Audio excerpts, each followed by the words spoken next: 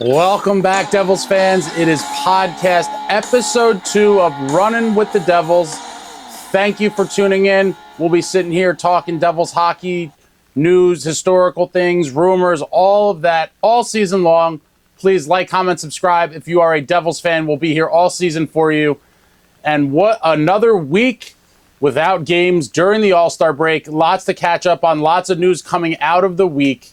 Firstly, I would be remiss if I did not mention, did anyone happen to check out the New Jersey Devils ECHL affiliate, the Adirondack Thunder, where Jeremy Brodeur, son of Marty, currently plays in the ECHL for the Adirondack Thunder? They wore a crazy specialty jersey that pays homage to both the New Jersey Devils and the Utica Comets. You could see the jersey there. They've modified their main logo to incorporate a devil tail in the Adirondack man's beard, and the shoulders of the jersey have both a Devil's logo on one side and a Comets on the other. I thought that was really cool in case you did not catch that. One of my favorite specialty jerseys. I would have liked to buy one of the game worns, but I could not justify the insane prices that they were selling for, as these minor league fans are super passionate about their team, and that is reflected in the jersey auction prices. Maybe they'll do something like this in the future and I'll have a chance to grab them. But I thought that was a really cool jersey. Maybe they will sell these, as a retail release at some point. I would certainly buy one. Really cool jersey. And what would an off week be if we didn't have the newest batch of rumors swirling around our beloved New Jersey Devils? This past couple days, there's been a lot of articles saying that the Devils should be interested in Henrique. They may be interested in Adam Henrique. Are the Devils looking for an Adam Henrique reunion? I've seen a couple articles coming out talking against why it doesn't make sense. All of the above. Lots of talking heads on the interwebs at large talking about Henrique possibly returning to the New Jersey Devils. I believe he was also linked to several other teams inquiring about his services, including the hated New York Rangers, which I would absolutely be nauseated to see the Rangers grab Henrique. But my take on a potential reunion with Adam Henrique is that there's a lot of things that go into it. I think it is more of a win now type of move. And a lot of you guys seem to think our window is going to be our true window rather will be in a couple years from now. Henrique is a beloved franchise player. He has tons of experience. He's been in playoff battles, playoff tested, had some monster playoff goals for our Devils, obviously. Florida, Game 7, knocking them out and advancing us to the second round to take on the Flyers. And then obviously eliminating the Rangers in the Eastern Conference Finals, one of the biggest goals in franchise history. Henrique, it's over. Obviously, a beloved player in team history. With that being said, I think the deal does make sense from my end.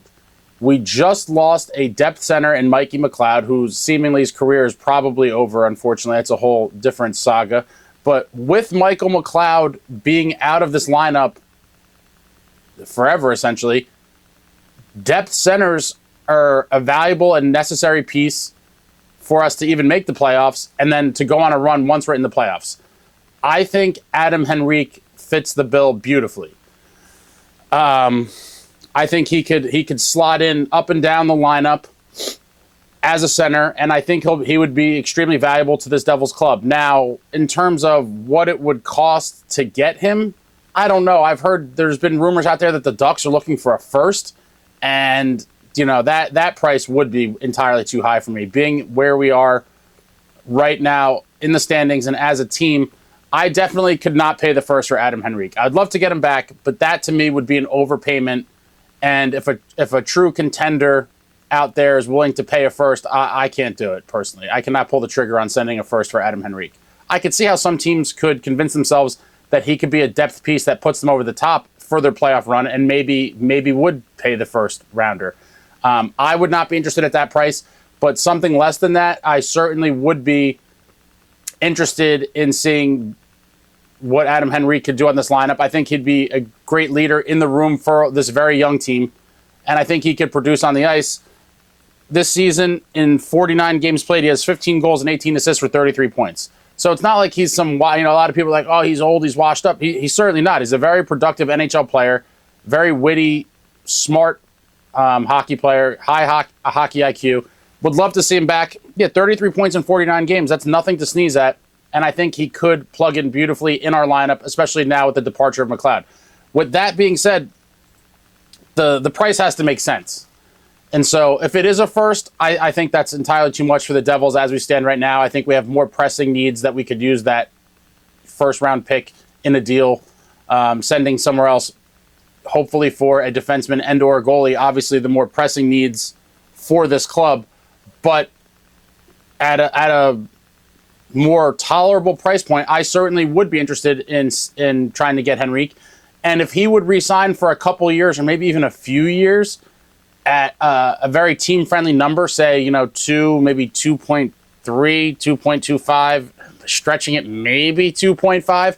If we could get Henrique to commit to the Devils for a couple or a few years beyond this one at a team-friendly number, I think the deal makes even more sense, because I do believe with the right pieces, our window essentially is now and for the next 4 or 5 years, where we will be locked and loaded, ready to go on a playoff run. Now, a lot of you are going to mock me and say, oh, we suck, you're crazy. The reality is, with a defenseman or two, maybe a depth forward or two, and a goalie, this team is capable of winning it all. A lot of people would have laughed at you at several points last season if you said the Florida Panthers were going to go on a run to the Cup. People would have said you're nuts. But the reality is, they rallied the troops, they got their shit together, and they went on an absolutely magical run. There's no reason why that could not happen for the New Jersey Devils with a couple roster tinkerings. And I think Adam Henrique would be an absolutely beautiful addition to the roster. The only question is, what is it going to really take to get him here? And can we possibly get him to re-sign for 2 or 3 years after at a super team-friendly deal so we could fit all these other guys under the cap?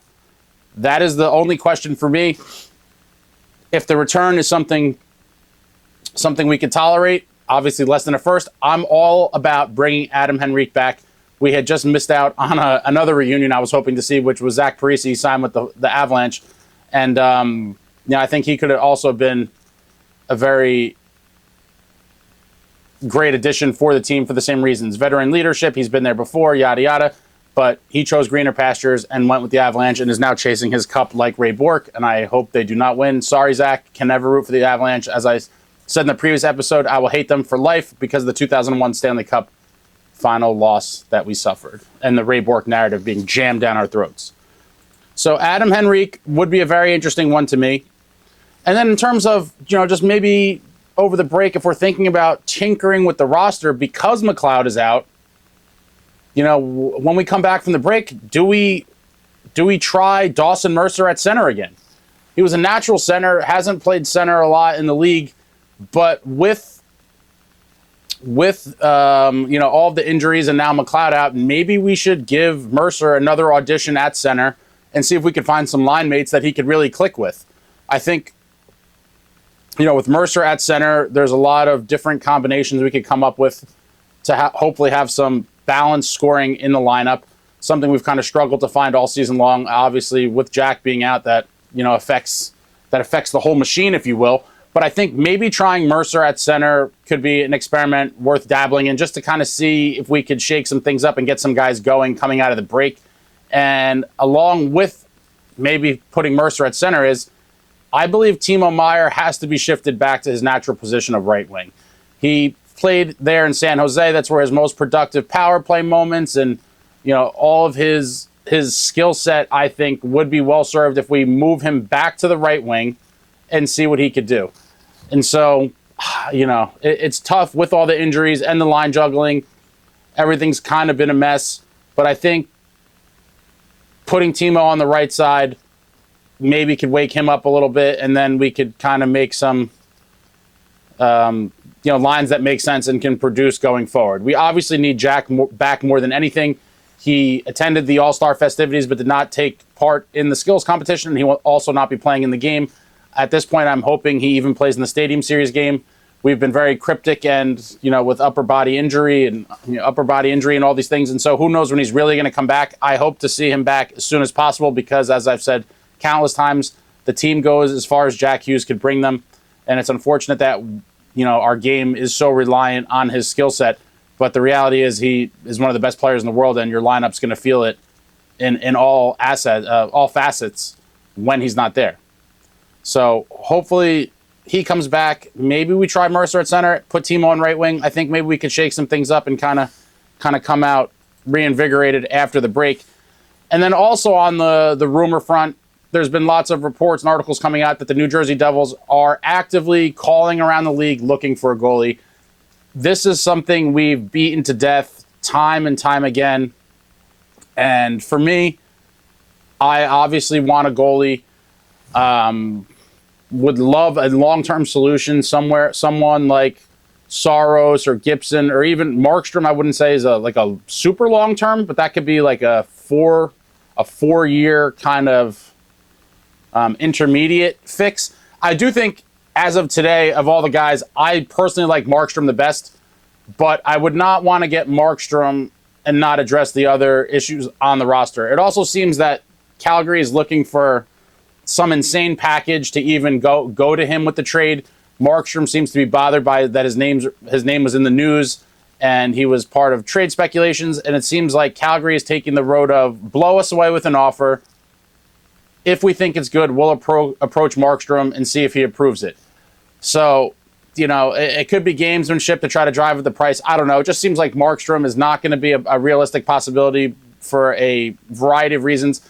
But in a vacuum, I would love to get Markstrom and Tanev here.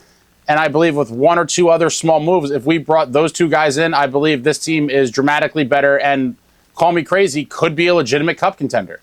Markstrom, Tanev, and maybe one or two other small tweaks, I do believe that could make you a legitimate cup contender for sure. Don't know the feasibility of it. Also, it seems like the Ducks want a ton for Gibson.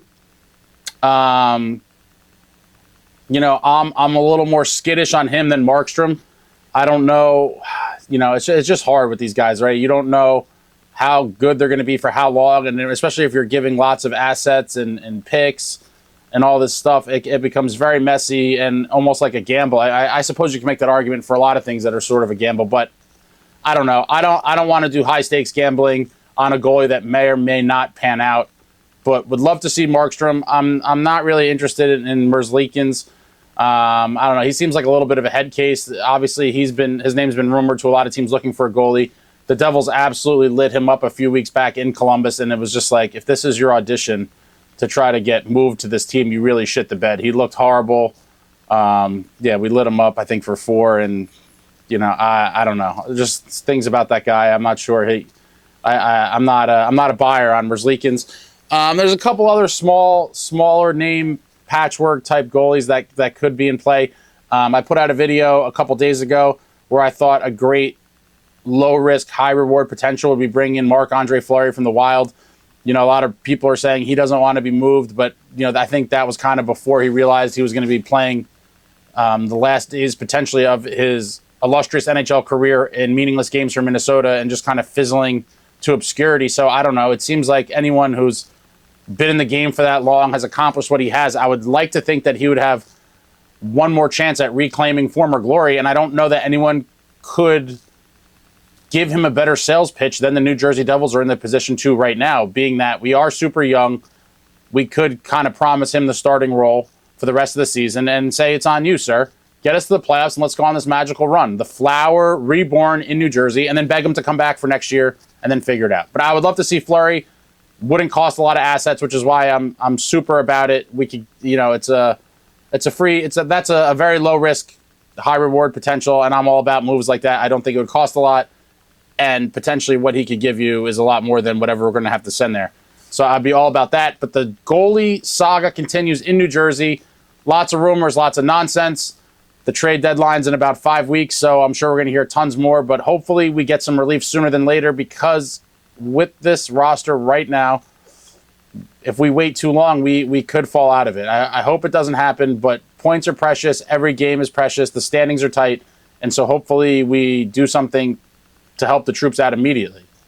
In perhaps the most exciting news, at least for me, coming out of the All-Star break, was that the league announced in 2025 they'll be having what they're calling the Four Nations Face-Off, which is basically a mini World Cup, if you will, consisting of Canada, USA, Finland, and Sweden. They will have a little tournament. Instead of the All-Star game next year, we'll be having this Four Nations face-off. with those 4 countries. And best on best, guys. This is pinnacle hockey 101 to me. When you get the best from each country on teams, you see spectacular play. I fell in love with international play during the 1996 World Cup, where Team USA famously beat a absolutely stacked Canadian team to win the World Cup in 96. Probably one of the best USA teams ever assembled at any international competition. If you're young or it was before your time or before you were a hockey fan, I definitely recommend checking out some of the 1996 World Cup of Hockey highlights or full games. You could find it out there on the YouTube. Amazing hockey, a great era of hockey, and something that, you know, we've sorely missed, in my opinion, since the NHL withdrew from the Olympics foolishly. I understand all of the concerns of the owners with, you know, you're paying these guys millions of dollars and then they're out there risking injury during these games that don't necessarily benefit you directly.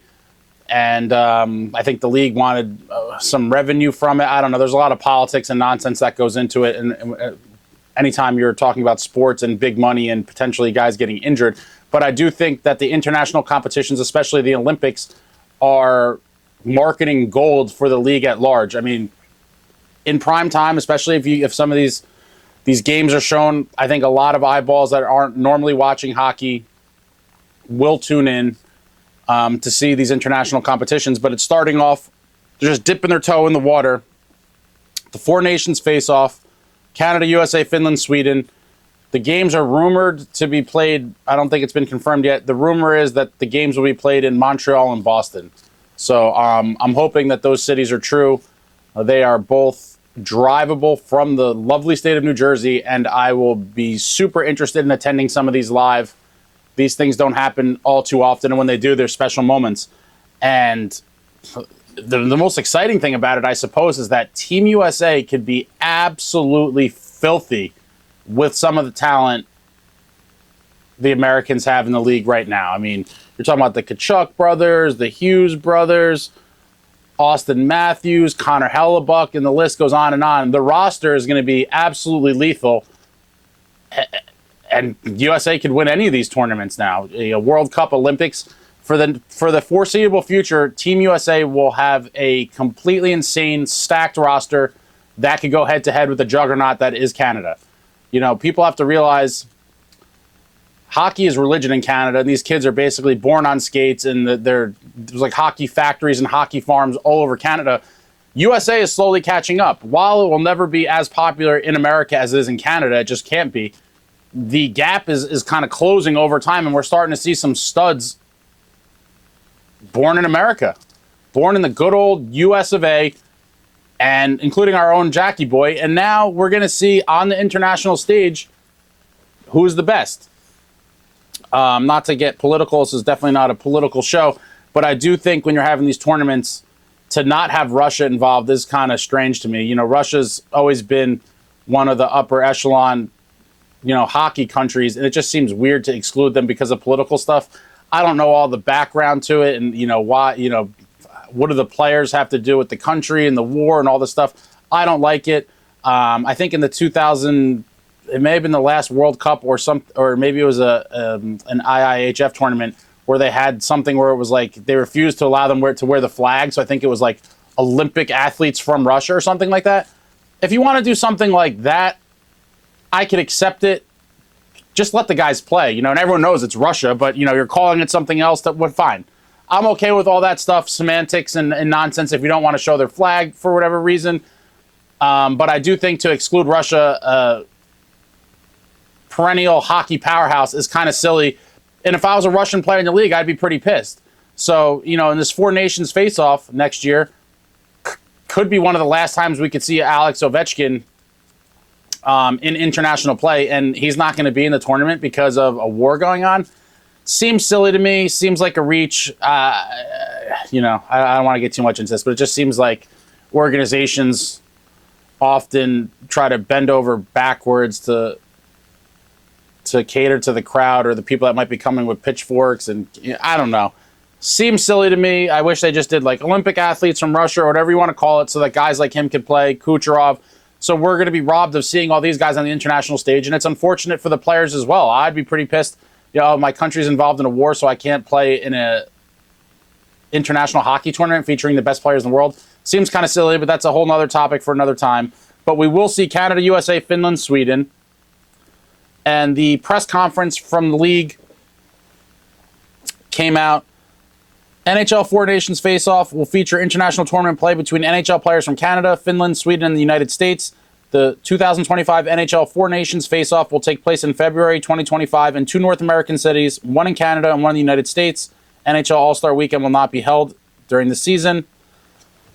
The face-off will consist of a total of 7 games played over a 9-day period from February 12th to 20th, along with 2 designated training practicing days. Each team will be comprised of 23 NHL players, 20 skaters, and 3 goalies, selected by each national association: Hockey Canada, Finnish Ice Hockey Association, Swedish Ice Hockey Association, and USA Hockey. Players must be under an NHL contract for the 2024-2025 season and on an NHL roster as of December 2nd, 2024. All roster announcement dates will be made by the NHL and NHLPA, with each of the participating national associations selecting its initial 6 players this summer prior to selecting its complete rosters later in the year. All games in the Four Nations Face-Off will be played in accordance with NHL rules. Each team will play 3 tournament games in a traditional round-robin format under the following point system: 3 points for a win in regulation, 2 points for a win in overtime shootout, 1 point for a loss in overtime shootout, and 0 points for a loss in regulation time. The 2 teams with the best tournament record will then advance to a 1-game final. The overtime format for round-robin games will be a 3-on-3 sudden death for a 10-minute period, followed by a 3-round shootout. The overtime format for the 1-game final will be full-strength sudden death through successive 20-minute periods until one team scores. So this is going to be an absolutely phenomenal tournament. I'm super pumped for it. I attended a pre-tournament game in 2016 featuring Team USA and Team Canada at Nationwide Arena, where the Columbus Blue Jackets play in Columbus, Ohio. Absolutely phenomenal time. I wanted to make it one of the later games, but my schedule didn't line up, and I forget what cities they were in. But the Columbus one was a feasible drive for me and a couple of the boys, so we drove out there, and it was awesome. Great time to see all the stars on the ice. And I look forward to this Four Nations face-off, and then subsequently the Olympics and the World Cup. So with this news, with the Four Nations face-off coming next year, the following year in 2026, the NHL players are returning to Olympic hockey in Milan, Italy.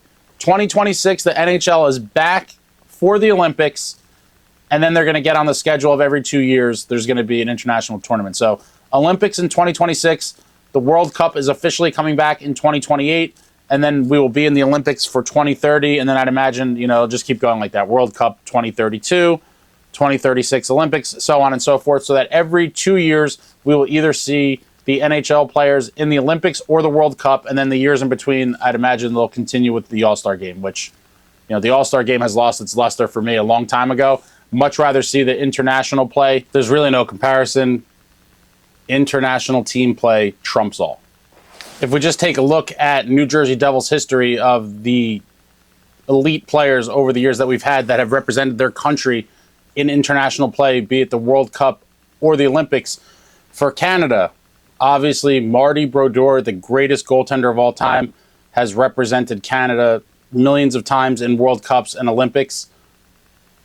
Scott Stevens, the hard-hitting captain, one of the greatest defensemen in NHL history, has represented Team Canada, as well as the silky smooth Scott Niedermayer. All guys that have worn the Team Canada sweater in international play, representing their countries. And then when you look at Team USA, we've had guys like Bill Guerin, going back to that 96 World Cup. Check it out. Some really great stuff. Brian Giunta has represented Team USA. Scott Gomez has represented Team USA.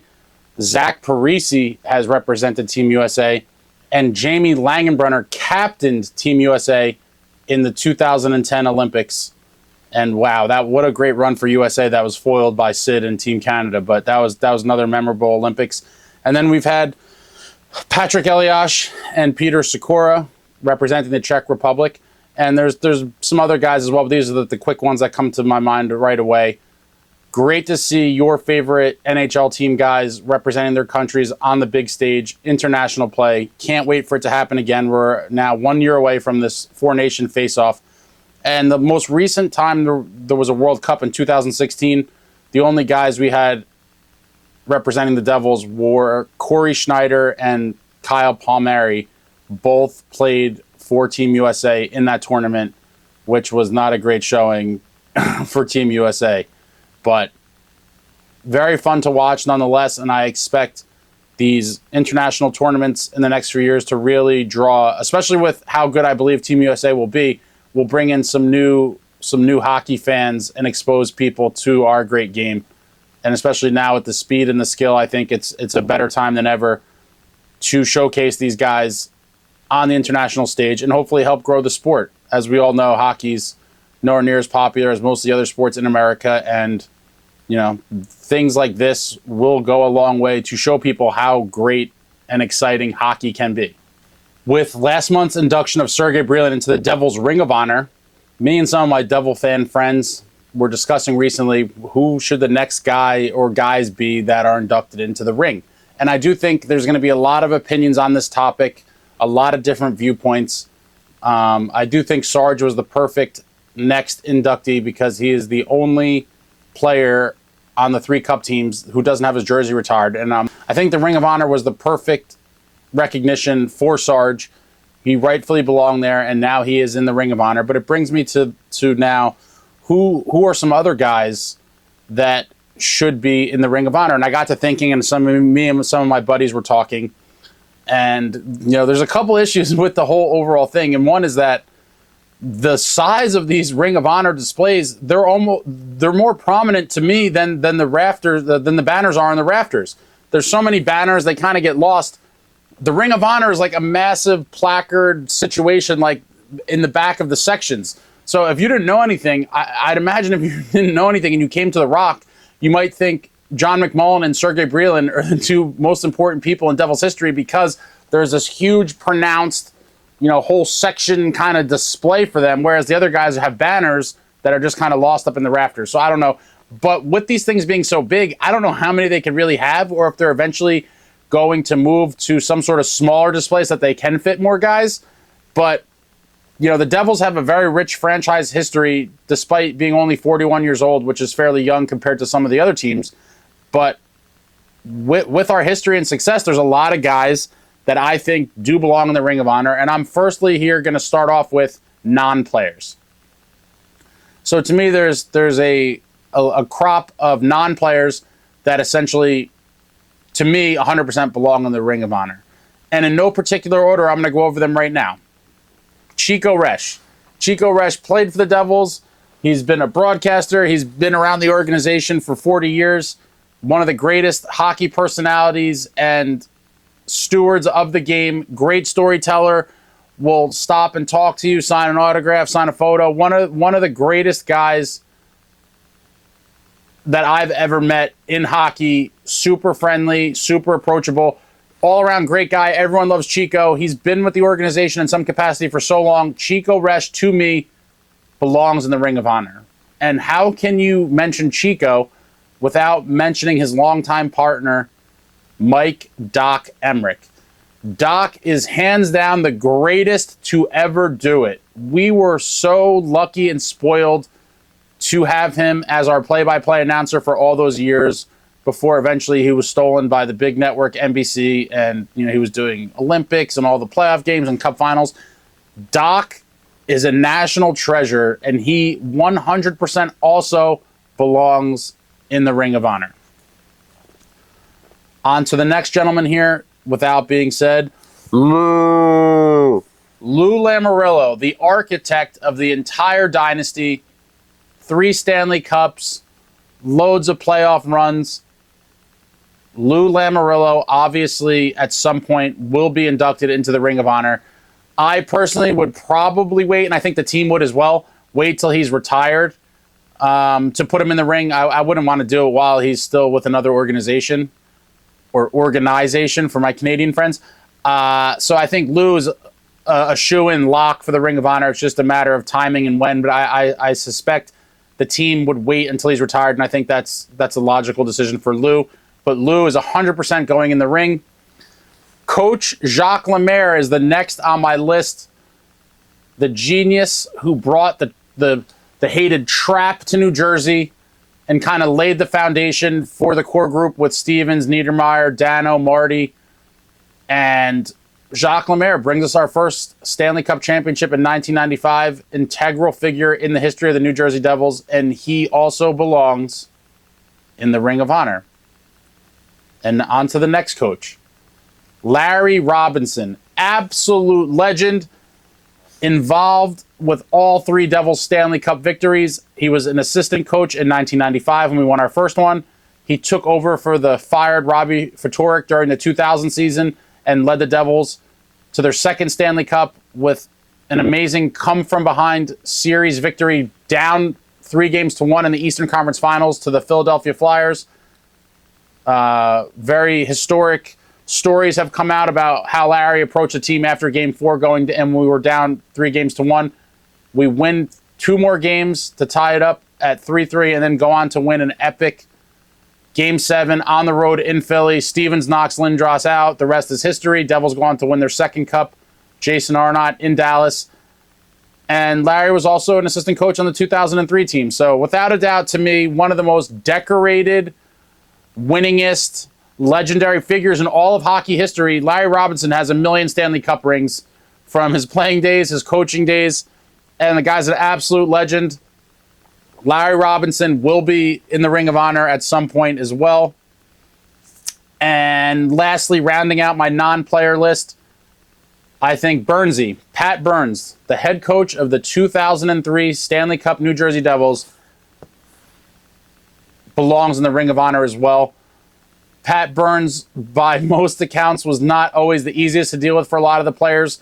He demanded a lot of his players, got in their face, was very loud and aggressive. There's epic stories out there of different guys getting into shouting matches with Burns, but a lot of them have also said that he got the most out of them and was integral in shaping their careers or their seasons, whatever it was.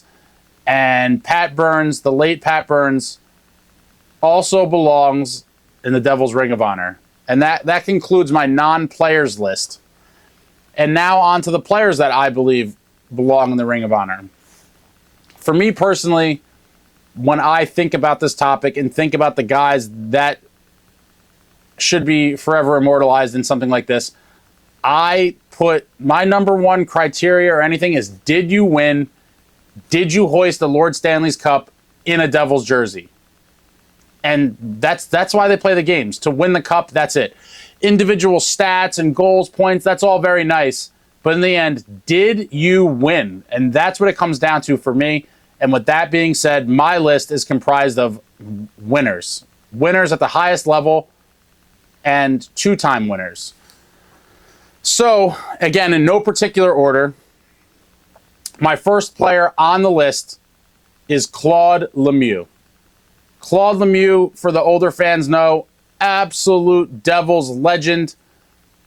Played 423 regular season games for the Devils. Won the Cup in both 1995 and 2000 with the Devils, winning the Conn Smythe as MVP in 1995.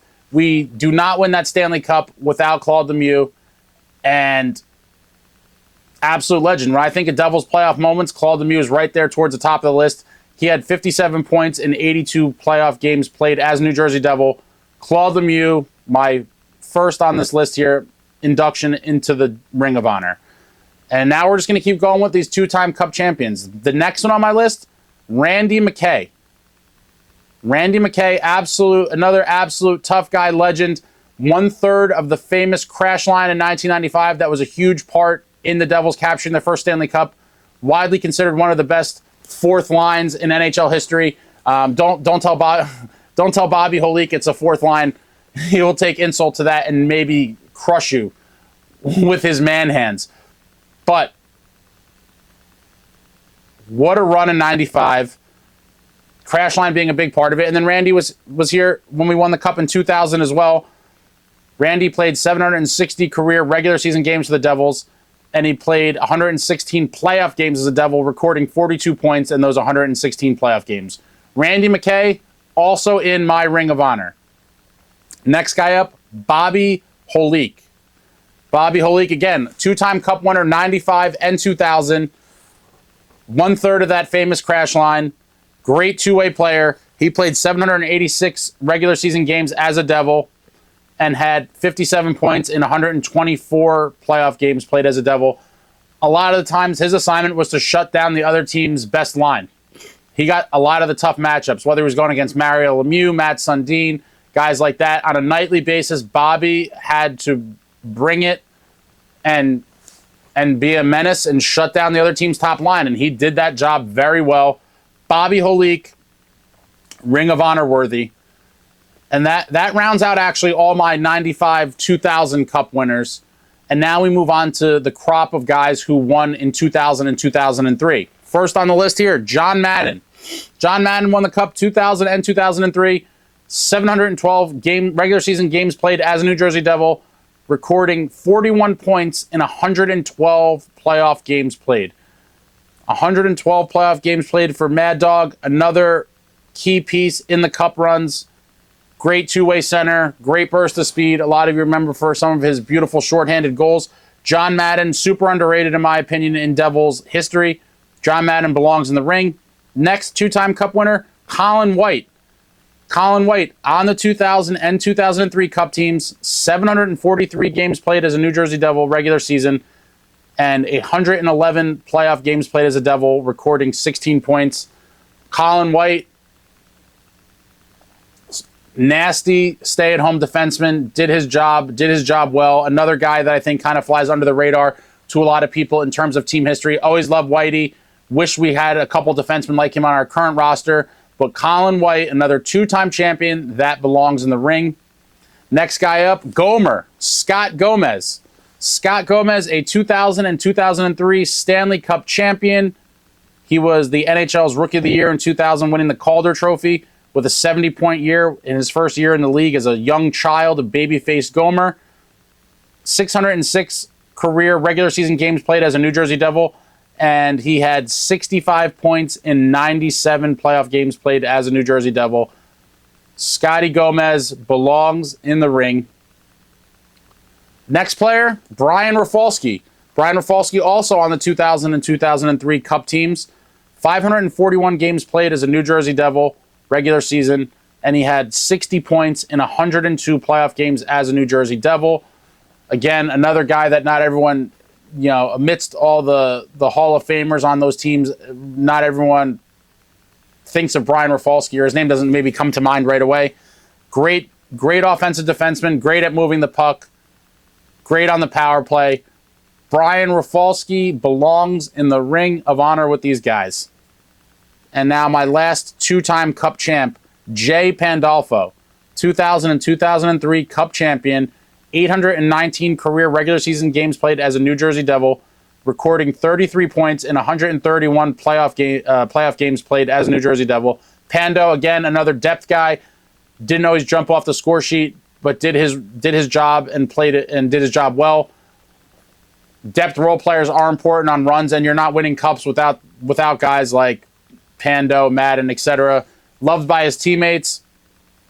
Currently the head coach at Boston University. Jay Pandolfo, underrated Devil, belongs in the Ring of Honor. And then lastly, I have a couple guys that, I don't know if maybe it's personal bias or I loved them as a kid, but just guys that kind of stick out to me that only won one cup, but I do think should maybe garner consideration for the Ring of Honor is Peter Sikora and Jason Arnott. Both amazing players. Both played on the legendary A-line with Patrick Eliash, which was one of the best lines in the league for nearly 2 years. They all had insane numbers, insane chemistry. It was very saddened when the A-line eventually got disbanded. But I do think those are guys that are also very important in team history. And maybe if they don't get put in the ring separately, and I guess this goes for the crash line as well, maybe we could put them in as a group, right? So it would be redundant for Patty, but maybe the Ring of Honor takes on something like the crash line as like a legendary line, that the crash line as a unit goes in the Ring of Honor, where we see Mike Peluso, Randy McKay, and Bobby Henrique put in as a line, and maybe, the placard could read crash line with their names, and maybe something like that could happen for the A line as well. I don't know how the players would feel about that versus going in as an individual. That may be something, I don't know, that might be a weird issue for some players. I'm not sure. But if not Sikora and Arnott separately, I would love to see the A line inducted into the Ring of Honor, as they have a super important place in team history, and I think it would be very fitting to put them in the Ring of Honor as well. So a lot of guys to consider here. What are your thoughts on the Ring of Honor? Who do you guys think should go in? I'm very curious to see the names. I've seen people post in different groups and things about their suggestions, but I personally, my number one emphasis is, did you win?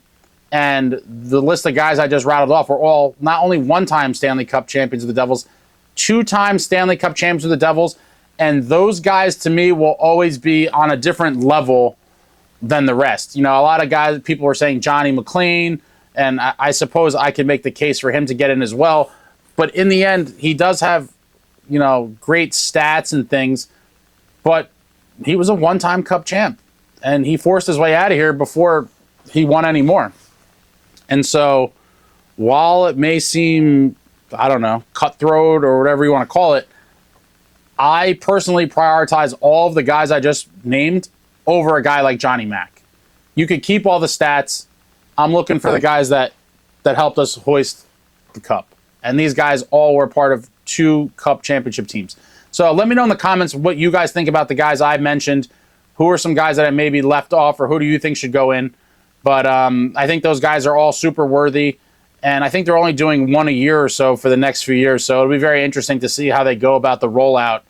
And I guess you have to prioritize older guys. I mean, not to be morbid, but it's a shame that Pat Burns got inducted into the Hall of Fame after he passed. I think that was a real crime against him and his family. Not to say that any of these people are in poor health, but I suppose that putting in the older guys might make sense. So I don't know how that all plays out. I wish they would do more than one a year. One a year seems like, you're going to be doing this forever, and I don't think it needs to be that drawn out. I mean, maybe 2 a year could be good. I mean, in my list right here, I have 6. So I have 6 non-players. And 8, so I have 6 non-players, 8 players, and then a couple maybes. Yeah, you're talking about 14, 16 guys. It's a lot of guys to do one a year. I mean, a lot of the people in the arena didn't even really weren't even really fans or around for the significance of Sarge or see him play. So I think as time goes on, that's going to be more of a thing, right? I'm 38, but I feel like an old man talking to a lot of these younger kids that didn't witness or weren't around for the heyday and the glory days of the New Jersey Devils. And all of these Ring of Honor things are going to be, honoring guys that a lot of these people don't care about.